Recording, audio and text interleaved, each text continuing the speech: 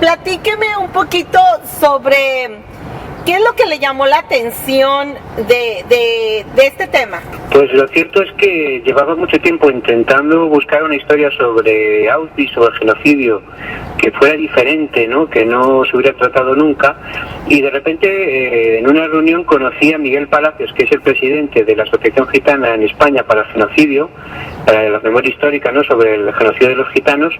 Y claro, me quedé muy sorprendido, no sabía que existía esa organización en España, y además que ni siquiera pues que se había estado durante este tiempo pues hablando, intentando informar sobre este genocidio, ¿no? Entonces quedé con él para tomar un café unas semanas después y le dije, llévame historias porque estoy muy interesado en saber más y me gustaría publicar algo sobre el tema. Y claro, cuando me llevó historias y poco a poco Miguel Padre fue mostrándome una, otra, cuando llegó a la de Helen Hahnemann me dejó sorprendidísimo, primero porque desconocía que había habido una guardería en Auschwitz, una guardería en un sitio así tan tremendo, ¿no?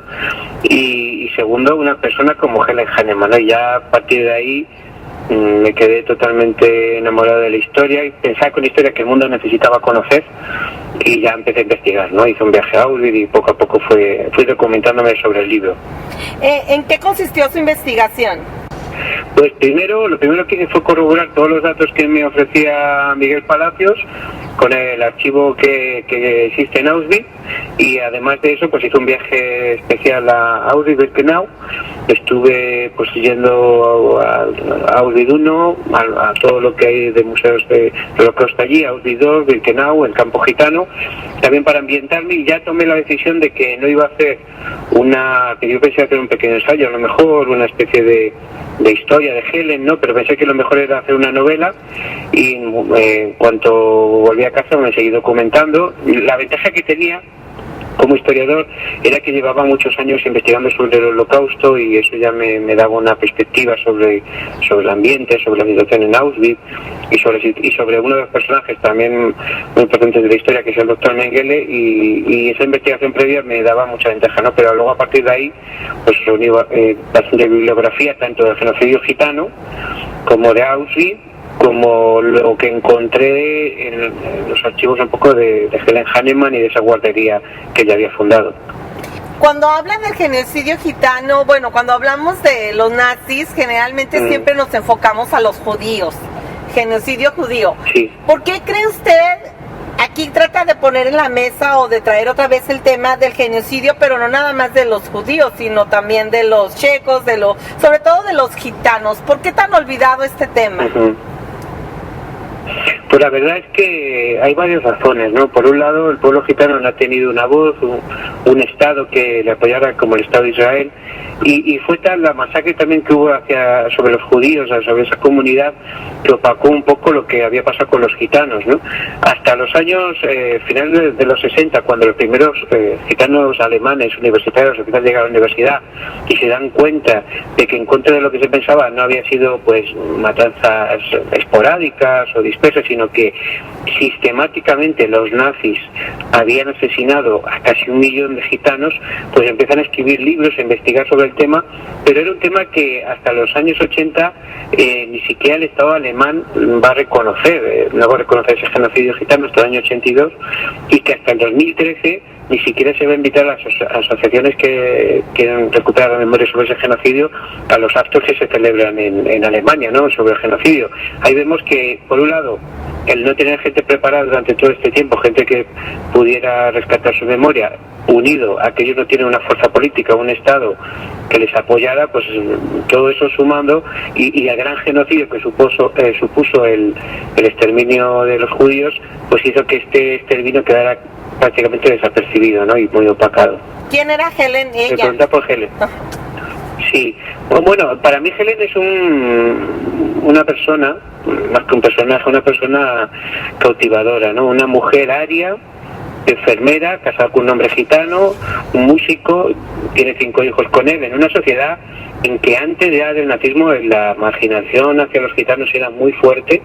Se aplica en la época del imperio ya pues leyes muy restrictivas, en la época de la República de Weimar, y se les aplica las leyes de Nuremberg que se aplicaban también a los judíos.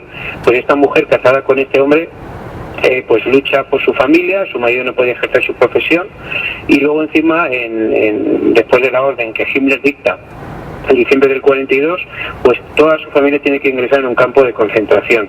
Pues una mujer fuerte que decide acompañarles voluntariamente, ella no tenía por qué ir, era una alemana, aria, pero decide que no va a dejar a su familia en esas circunstancias, y yendo al campo no solo pues se siente superada por las circunstancias, sino que además va a llevar esta guardería y va a transmitir esa esperanza, ese nuevo aliento, ¿no?, a todo el campo gitano, que en ese momento estaba pasando una situación muy difícil por esas epidemias de tifus que había, ¿no? Para mí por eso es una mujer que representa pues lo mejor del ser humano. No era perfecta naturalmente, pero sí representa esos valores, ¿no?, de ayuda al prójimo, de luchar contra la injusticia, y sobre todo de no dejarse someter por los nazis, ¿no? Los nazis no solo querían, como quien dice, someter nuestro cuerpo, ¿no?, sino también nuestra alma, ¿no? Y ella, resistiendo con esa ética, esos principios, y no dejando de deshumanizarse como le pasó a otros prisioneros, pues lo que hace es vencerles, ¿no?, en cierto sentido, de una manera simbólica. Y una madre que da todo por sus hijos, ¿no? Sí, es una madre coraje totalmente, da todo por sus hijos, y de alguna manera adopta a todos los niños del campo, ¿no?, hasta el punto de que les va, durante el tiempo que está la guardería abierta, a darles esperanza, les va a dar, algunos la primera vez, ¿no?, que acudieron a una escuela, enseñarles las primeras letras, una mejor sanidad y el poder estar mejor alimentados, ¿no? Y en eso vemos pues ese espíritu de madre que yo creo que un hombre es incapaz de imitar, ¿no? Ese sacrificio máximo que está dispuesta siempre a hacer una madre, ¿no? Y ella, pues yo creo que también es un modelo en ese sentido, ¿no? Teniendo en una situación así a sus hijos, ¿no? Porque el hecho de tener que protegerles, alimentarles, era un estrés, una tensión para ella, pero no se conforma solo con pensar en ese sustento de sus hijos, sino que va a llegar a ser una inspiración para todo el campo, y yo creo que ahora es una inspiración para la gente que lee el libro, ¿no? Porque ve en ella un modelo, ¿no? Una persona que a pesar de las circunstancias no se conforma, sino que lucha y las supera y las transforma, ¿no? Que yo creo que ese es el secreto que tenemos toda la vida, llegar a ser capaces de transformar las circunstancias que nos toca vivir. Y mi última pregunta, ¿por qué la gente debe leer esta historia? Pues yo creo que en un mundo como el nuestro, ¿no?, lleno de incertidumbres, en el que parece que ya nada es fiable, en el que se duda de todo, yo creo que nos devuelve un poco la esperanza en el ser humano, ¿no? Personas llevadas a situaciones extremas, como fue Helen, son capaces de comportarse con sus principios, mantener su dignidad, pensar en los demás, y eso nos quita excusas por un lado para que hagamos lo mismo, y al mismo tiempo nos refuerza, ¿no? Nos dice que a veces el camino del bien, aunque parezca el más difícil, el más arduo, el más complicado, es el que tenemos que escoger, ¿no? Y es como que también nos da esperanza en el ser humano. A mí la figura de Helen, cuando veo el mundo que hay a nuestro alrededor y veo a Helen, pienso, bueno, aún hay gente capaz de transformar el mundo, capaz de cambiar la realidad, capaz de luchar por los demás, ¿no? Y para mí es un motivo de esperanza, ¿no?, y de consuelo para las generaciones futuras y para este presente. Ay, qué lindo. ¿Alguna cosa que quiera agregar?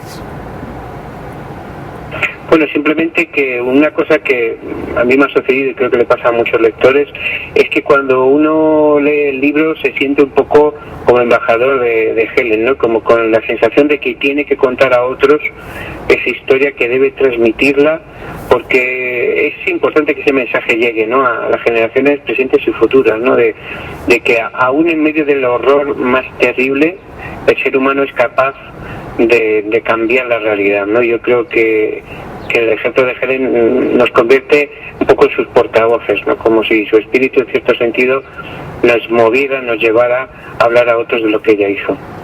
Sí, sí, es cierto. Porque yo lo he compartido con todo el mundo porque me encantó la historia y dije, ¿cómo el diario de Ana Frank sí ha salido y el de personajes como Helen no, verdad?